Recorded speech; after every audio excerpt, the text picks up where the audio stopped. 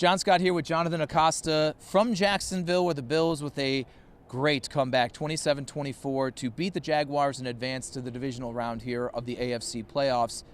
I think we've seen this script from this football team a lot of this season. It wasn't as crazy, pull it out of your you-know-what type of a comeback here in the fourth quarter. It was more of the traditional kind, but I'm dead set in believing that everything they dealt with in the regular season, in those comebacks, that belief and just knowing how to win football games, paid dividends here this afternoon. I go even further than this regular season because the situation that came up in my head was the last playoff game they played. When they ended their season in Kansas City, the offense had the ball with a chance to tie or win the game, and they didn't come through. And you fast forward to here, the Jags score, the Bills offense gets the ball down 4 with 4 minutes to go. This team has spoken. Sean McDermott, Josh Allen, they have confidence in themselves when this offense has the ball in their hands with the chance to go and win the game. Josh Allen came through this time. Think about a huge completion down the field to Brandon Cooks, but ultimately almost willing his team to win in sort of the overall game, but especially on that drive, an 11-yard tush push, and then eventually powering through on the touchdown. Maybe the Jags wanted him to score, but again, just I think this is a team that, yes, this season's team has learned from the adversity and the challenges of this year, but I think Josh Allen and Sean McDermott together have learned from some of the adversity in their 7 seasons now of playoff football together. And it was hard not to think back to that Kansas City loss last year and think about how the script was flipped here in Jacksonville. We talk about Josh Allen all the time. We don't need to litigate anymore how incredible of a football player he is. But I've said it at other points even this season, and it was once again maybe on its fullest display today. That guy is so stinking tough. I think it may be the most under-discussed part of who Josh Allen is as a football player. Dawson Knox saying afterwards, no one probably has any idea how much pain he truly is going through, but he's never taking more than a play or two off. He's always out there, and holy smokes, does that resonate through this football team, not just the offense, but the defense as well, that their leader is getting the snot kicked out of him and limping off the field and saying, I'm not going to have you put me over your shoulder and carried off the field. Just a dog is what they say, all this stuff. But man, you talk about willing this team. The fortitude that he was performing with today from a health standpoint and doing everything that he does as an MVP was incredible. I think Sean McDermott said it best. He said the toughness that this team has, it trickles down from the top from their quarterback. And I think it goes such a long way in sort of forming the identity of a team when the quarterback is the one who embodies that. Because, you know, the quarterbacks sort of have the stereotype of sort of being the pretty boy, right? And the nitty-gritty guys are the guys on the offensive line, the defensive line, the guys that are out there hitting. Josh Allen is the one sort of leading that picture of toughness for this football team. And I think it just, you're in a locker room with grown men, right? So you want them to respect you. And it feels like Josh Allen has way more than just the respect of this locker room.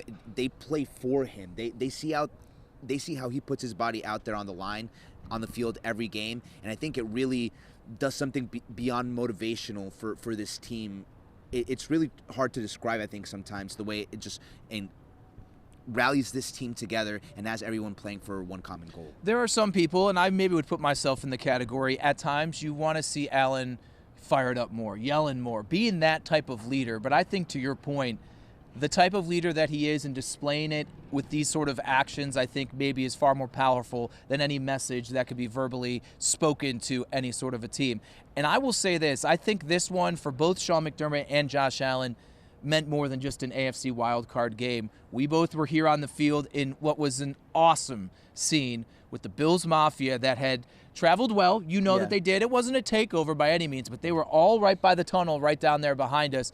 And Josh Allen pointing to them and at one point just stopping and like soaking in the energy from that crowd. And it almost seemed like people told us we haven't won a road playoff game, me and Sean McDermott, and all these reasons why it hasn't happened. And yes, it's just step number 1 to the ride that they hope that they can reach a Super Bowl finally. But I just felt like this one, it's not a monkey off the back, but it meant more than just beating the Jags in a wild card game. These teams always say that they don't pay attention to the outside noise.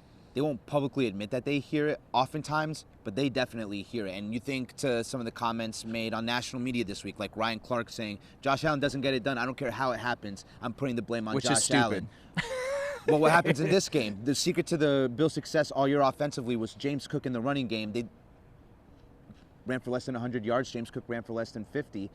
And Josh Allen goes out there, doesn't turn the ball over, takes care of the football, 3 total touchdowns, around 300 total yards, and gets that first road playoff win against a very good Jaguars team that plenty of people have talked about as a serious contender to make it to an AFC championship game or even represent the AFC in the Super Bowl. The Bills come into Jacksonville and get the win. Thanks in large part, very complimentary football, but offensively, thanks in large part to the performance of Josh Allen. 100%. We don't need to go too deep into the weeds of nitpicking everything that happened on offense and everything that happened on defense. They kind of were the same team that they've been, but you are starting to see the wide receivers. Some of them pop off. Khalil Shakir, a career high, 12 receptions here, over 100 yards. It was good to see that connection, and it wasn't shots down the field. It was what we've come to expect, and what has made Khalil Shakir so good is 5-6 yards here, there. I mean, it was vintage Khalil Shakir, Josh Allen connection, and that was important. And sprinkle in a couple Brandon Cooks plays here. Keon Coleman with a 36-yarder down the field here. It was impressive that you're starting. It's not by any means going to be what people hope and want it to be, but the wide receivers in little pieces here are starting to elevate. Khalil Shakir has been the known commodity sort of at wide receiver, right? And then Brandon Cooks, the last game that he and Josh Allen played together was that Philly game where not a whole right went for that offense, but Brandon Cooks had, 4 catches for like 101 yards. You started to see what that connection could be. His stats could have been a lot better if he doesn't drop one of the throws down here that would have been a first down. And then Dalton Kincaid, how about that guy? The last play that he had in the playoffs was the drop in Kansas City, right? And I think in this game, you find yourself wondering, where is Dalton Kincaid in this game? And then all of a sudden he pops up on one drive with I'm pretty sure it was a first down, and then later on in that drive with a touchdown catch. So they don't need Dalton Kincaid to be prime Tony Gonzalez, but just play here, a play there.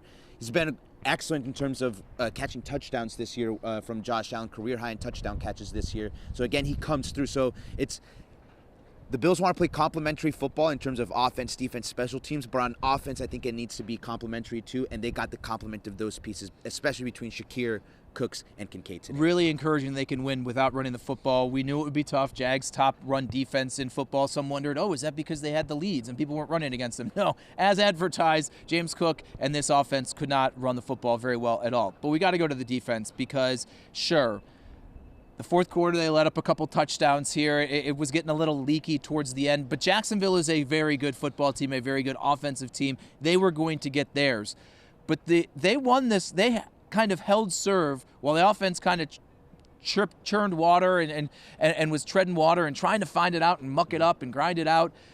Tre'davious White at the top of the list. I tweeted it out. It looks like 2017. I mean, he was back to Tre'davious White form, and we've seen this kind of building throughout the whole season. 3 pass deflections for Tre'davious White, and the most important one on the tip that leads to the Cole Bishop game-sealing interception.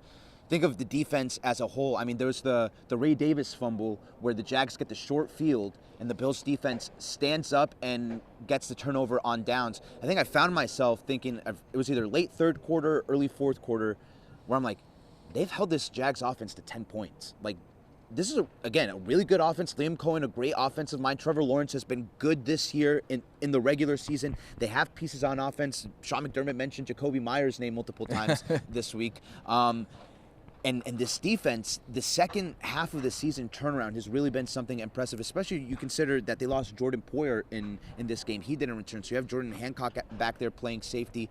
But again, just on offense, how you have different names popping up. You have Greg Rousseau making a play here. You have Tre'davious White looking like prime Tre'davious White, right? Cole Bishop coming up with a huge interception. And Shaq Thompson, a guy who, when he signed here, we didn't really know what he was going to provide this team.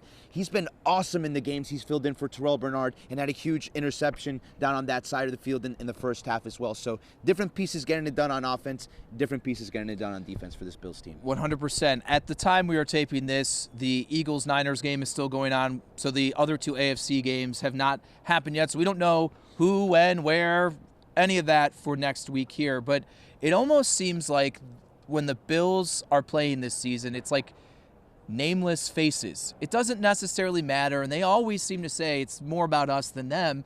but I don't think it necessarily matters. We can dig into the matchups, and we will, whoever it may be. But I think if the Bills don't turn the football over and just continue to do what they do, we certainly know they can beat everyone. And once again, the recipe is the defense is figuring it out, and you have 17. And especially, I think, in the current picture of the AFC, where outside of Aaron Rodgers and Josh Allen, all of the quarterbacks are fairly untested in the playoffs. And I think we talked about this week coming into this, where Trevor Lawrence took care of the football during the regular season for the most part, but you felt like in the playoffs, a little bit of pressure on him. He might be susceptible to throwing a few picks. The other quarterbacks, C.J. Stroud, Drake May, Bo Nix, it could easily be the same script with those guys where they're still trying to make a name for themselves.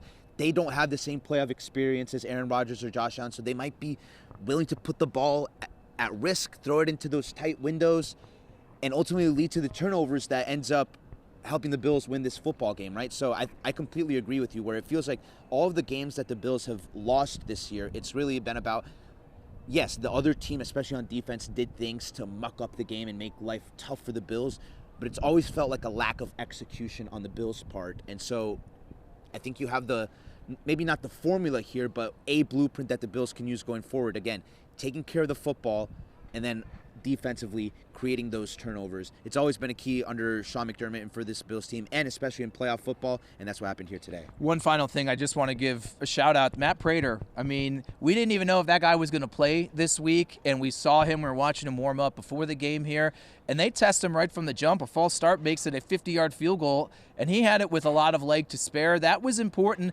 Mitch Wishnowsky is the one who has taken over kickoff duties because they don't really want to push things for Prater, but it was important, and of course, obviously, they won by 3 points.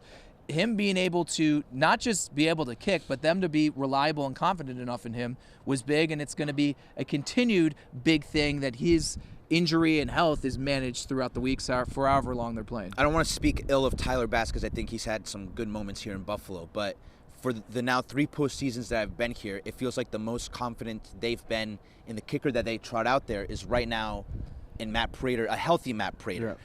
Because I think back to last year, there was not a lot of confidence in Tyler Bass going into that postseason, right? And so you come here and to have that feeling that, hey, if Prater's good to go, we trust him to go out there and make the kicks necessary, make all of your extra points. We saw in that Eagles game how important, even something that you take for granted as that extra points, how important every single one of those points can end up being. So especially in the playoffs where all of these games are so tight. You think back to the first 3 games played in this wild card weekend. Rams-Panthers, 1-possession game.